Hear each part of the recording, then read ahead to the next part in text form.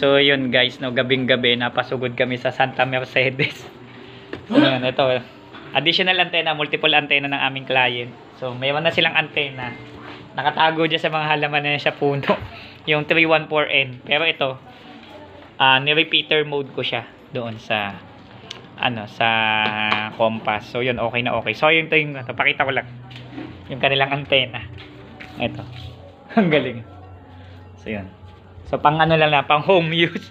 Kasi sa Bendo daw talaga yung prepared nilang connection. Kaya nagulat ako, pang bahay. Pero actually ito yung bahay na may-ari.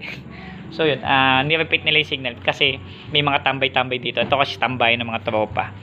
So yun, promote ko lang din yung business nila. Sila din yung may tindahan doon sa sanctuary sa Maragondon. So sa mga naliligo sa Maragondon.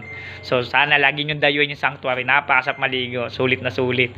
So yun, so okay na yun. Sana makapag-piso wifi din siya. Kung problema lang kasi doon, di makapag-piso wifi doon, kuryente and internet connection. Medyo malayo-layo lang po. Okay, so mamaya kita-kita po tayo sunod sa Barangay Labak. And then bukas Bacoor. So wala katapos ang Bacoor. And then mayroon pa akong, yung pasensya na po doon sa Taga-Tansa and kay Ma'am Andrea, susunod ko na rin po yan. Tsaka kay Ma'am Siang Santua po ng San Pedro and GMA Cavite. Kay Ma'am Ruth, Engineer Ruth Duran, tatapusin ko din po yan sa Mendez Cavite. Okay po, PC mo gawa mo, don't forget to subscribe.